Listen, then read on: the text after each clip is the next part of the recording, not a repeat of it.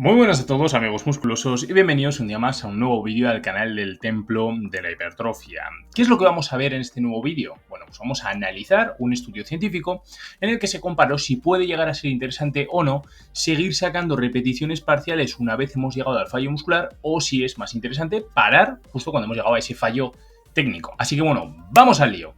¿Entrenar más allá del fallo muscular es interesante, sí o no?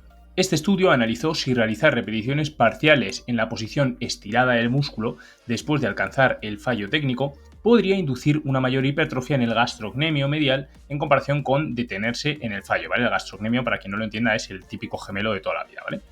La pregunta central fue si este enfoque puede representar una mejora significativa para quienes buscan maximizar las adaptaciones musculares, ¿no? Pues eso, lo que he comentado al comienzo del vídeo.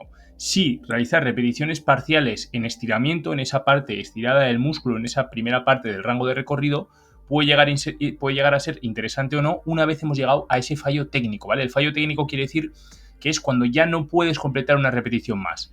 No quiere decir que ese sea el fallo real, porque de hecho en este estudio es lo que se analizó, que si luego tú sacas repeticiones parciales hasta que no puedas más, eso sería el fallo real, ¿no? Entonces sería más una comparación entre si es interesante parar en el fallo técnico o ir hasta el fallo real, cuando, digamos, todas las regiones del músculo, por así decirlo, ya han llegado a un punto en el que ya no pueden generar esa contracción, ya no pueden seguir sacando más repeticiones. ¿Cuál fue el objetivo del estudio? Bueno, pues el objetivo fue comparar el efecto de dos formas de entrenar el gastrocnemio. Una, que era un grupo que se detenía en el fallo técnico, y otra que añadía, o sea, lo que es el otro grupo, añadía repeticiones parciales alargadas, ¿vale? En la posición estirada del músculo, tras el fallo técnico, evaluando cuál generaba mayores ganancias de masa muscular en un periodo de 10 semanas. ¿Cómo fue el diseño y participantes? Vale. Participaron 23 hombres no entrenados. Esto es un aspecto que hay que tener en cuenta, que eran novatos, ¿vale? Siempre es una desventaja si luego queremos extrapolarlo a lo que sería personas ya entrenadas. Pero bueno, nos podemos hacer una idea. Quienes realizaron un protocolo de entrenamiento bilateral, en el que cada pierna fue asignada aleatoriamente a una condición diferente.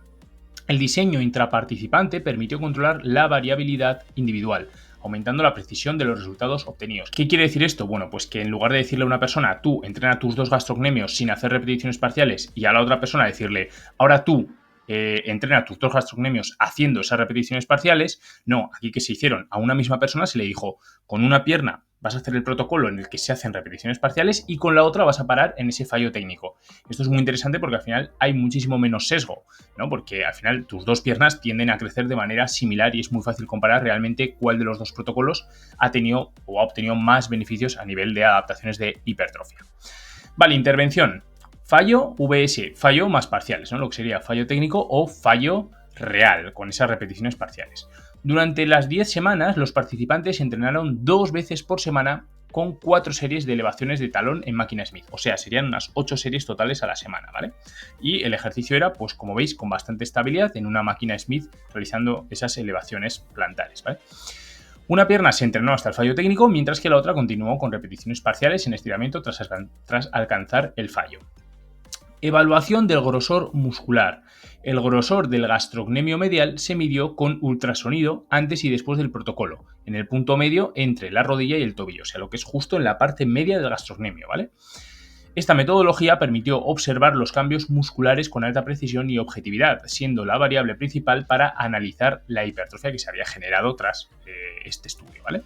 Resultados obtenidos. Vamos a la chicha, lo interesante. Ambas condiciones, ¿vale? Ambos protocolos generaron aumentos en el grosor muscular, pero los resultados favorecieron la inclusión de repeticiones parciales.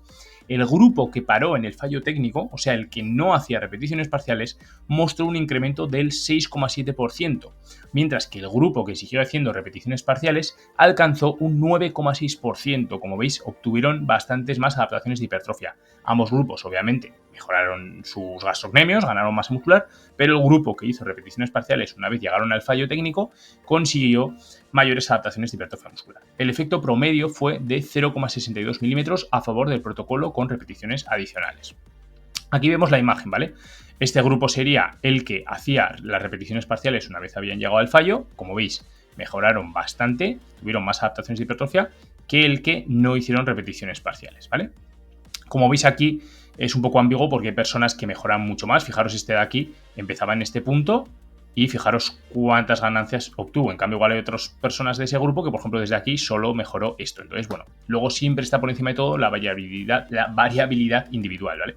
De hecho, a ver, se puede controlar hasta cierto punto lo que hacen algunos participantes. Igual hay participantes que no fueron tan estrictos, no entrenaron tan al fallo y demás. Entonces, es normal que haya personas que igual no mejoren tanto y otras que sí que mejoren mucho. Pero a lo mejor sí que hay personas a las que realizar repeticiones parciales sin estiramiento no les vino bien por lo que sea. Igual porque no se terminaron de recuperar bien, porque les generaba mucha fatiga, no lo sabemos, ¿vale? Hay que entender que son personas principiantes.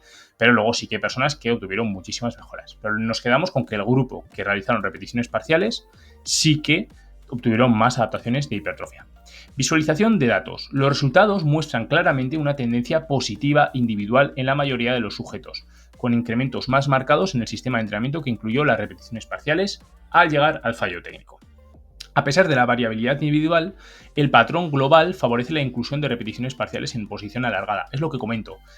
A pesar de la variabilidad individual, depende, puede ser que tú, que me estés viendo, a lo mejor a ti no te viene bien realizar esas repeticiones parciales, pero sí que sería interesante que pruebes y veas a ver los resultados, ¿no? Más o menos si pues, te mejoran o no, porque como vemos, en general lo que es la media sí que favorece ese grupo, ¿no? O la media favorece más a ese grupo que realizaba repeticiones parciales. O sea, ese grupo obtuvieron más adaptaciones de hipertrofia. Entonces siempre puede ser interesante. Conclusiones del estudio. Entrenar más allá del fallo mediante repeticiones parciales en la posición alargada puede producir una mayor hipertrofia en el gastrocnemio medial en comparación con detenerse en el fallo técnico. La combinación de estrés mecánico prolongado, lo que sería la serie normal, y luego realizar repeticiones parciales en estiramiento, conseguir más estrés mecánico en esa parte de estiramiento, parece ser un estímulo efectivo para maximizar las adaptaciones. O sea, se va a generar mayor tensión mecánica en esas últimas repeticiones cerca del fallo cuando el músculo está elongado, ¿no? O sea, se va a seguir produciendo tensión mecánica. Entonces siempre vamos a conseguir más tensión mecánica en el global de cada serie, y esto puede ser interesante porque va a maximizar las adaptaciones de hipertrofia. Vamos a ganar masa muscular, ¿vale? Aplicaciones prácticas. Para quienes buscan optimizar el crecimiento del gastrocnemio, que hay muchas personas que, oye, quiero desarrollar el gemelo, quiero desarrollarlo. O incluso podríamos extrapolarlo quizás a otros grupos musculares, ¿vale? Esto no únicamente podemos extraer las enseñanzas, digamos, o los aprendizajes a los gastrocnemios, ¿vale? Va a haber mucha gente que es muy, ¿cómo decirlo?, muy exigente con la ciencia y va a decir, no, esto solo se puede ver que esto pasa en los gastrocnemios. A ver, yo soy un poco más flexible con ese tema y sí que considero que si en este estudio se ve que en los gastrocnemios se produce más adaptaciones de hipertrofia, hay otros grupos musculares que sí que puede ser interesante seguir sacando repeticiones parciales en estiramiento. Yo, por ejemplo, en la gran mayoría de grupos musculares sigo sacando repeticiones parciales hasta que llego a un fallo real y tiene todo el sentido del mundo, ¿vale? Porque a no ser que tú estés haciendo un ejercicio con mucha inestabilidad, como una sentadilla con peso libre, en la cual no tiene sentido que sigas sacando repeticiones parciales llegando al fallo, porque la fatiga va a ser brutal, no va a haber un buen estímulo, no tendría sentido. Pero en ejercicios muy estables y principalmente monoarticulares, sí que puede ser interesante sacar repeticiones parciales porque ahí el músculo va a seguir trabajando muy bien, digamos, los sarcómeros están en una buena predisposición para generar la contracción y se va a generar alta tensión mecánica, digamos, ¿vale? Entonces, yo en mi caso particular sí que lo hago, ¿vale? Habría que tener cuidado en ejercicios multiarticulares, aunque sean muy estables, si sacamos en demasiadas series, demasiadas repeticiones parciales, o sea, que en todas tus series de entrenamiento, cuando llegues al fallo en ejercicios multiarticulares, por ejemplo en máquina, como un press en máquina, sigues siempre sacando repeticiones parciales, hay que tener cuidado porque la fatiga sí que se puede disparar, o en un jalón al pecho, o en un remo en máquina, ¿no? Hay que tener cuidado porque en alguna serie sí que lo puedes hacer, ¿no? Pero ya os digo que yo prefiero sí o sí siempre en ejercicios monoarticulares que no te generan mucha fatiga, como un curl de bíceps en polea, como unas extensiones de tríceps en polea, como unas elevaciones laterales. A mí ahí sí que me parece súper interesante seguir sacando repeticiones parciales. Y de hecho hay que intentar averiguar el perfil de resistencia del ejercicio en cuestión que estemos haciendo, ¿no? Porque a mí me ha pasado, por ejemplo, algunas máquinas de press, ¿no? Para pecho, para pectoral, que pues el perfil de resistencia era no malo, simplemente no se adecuaba al perfil de fuerza fisiológico mío, ¿no? Entonces, ¿qué es lo que ocurre? Que yo de repente sacaba algunas repeticiones, más o menos iban rápidas y de repente había un punto en el que había un punto de estancamiento muy marcado y ya tenía que dejar la serie. Y ahí yo me dejaba muchísimo estímulo por el camino, podía haber conseguido más estímulo. Entonces, ¿yo qué es lo que hacía si el perfil de resistencia es así? Hacer las repeticiones parciales en estiramiento y así consigues terminar de estimular correctamente el músculo, en este caso el pectoral, los tríceps y demás, y el deltoides anterior. Sin embargo, si el perfil de resistencia de la máquina se adecua muy bien con mi perfil de fuerza fisiológico de mis músculos y mi estructura, no hace falta hacer esto. Yo tengo una máquina ahora mismo en mi gimnasio de press de empuje para pectoral, que yo, digamos que puedo luchar las repeticiones una barbaridad. O sea, las últimas 3 repeticiones o 4 tú las ves desde fuera y dices, no la va a sacar. Y yo sigo sacando. Y eso es porque está súper alineado el perfil de fuerza fisiológico con el perfil de resistencia. Y así me ha crecido muchísimo el pectoral en estos últimos meses. Porque esa máquina va perfecta y no hace falta ni seguir haciendo repeticiones parciales ni nada, pero no porque no quiera, es que no puedo. Eso quiere decir que ya cuando he llegado a un fallo, o sea, cuando completo la última repetición entera, digamos que mi pectoral ya ha llegado al fallo real, no al fallo técnico, ¿vale? Mi pectoral, mi tríceps y demás. Entonces, es lo que os comento, va a depender de la máquina. Si es una máquina que el perfil de resistencia no es muy bueno, digamos, para nuestra estructura y nuestro perfil de fuerza fisiológico, sí que es interesante terminar de estimular con repeticiones parciales. Esto simplemente lo podéis probar, ¿vale? No es que tengáis que saber de perfiles de resistencia, simplemente hacer el ejercicio en cuestión y cuando lleguéis al fallo y no podáis completar una repetición, probad a ver si podéis seguir sacando repeticiones parciales. Y si podéis, sí que puede ser interesante o tiene sentido que ese perfil de resistencia no es muy bueno, ¿vale? Que no es que sea ni bueno ni malo, simplemente no se adecua muy bien a ti. En particular, hacerlo en la parte de estirada del movimiento puede aprovechar mejor los mecanismos de tensión mecánica, ¿vale? ¿Qué quiere decir?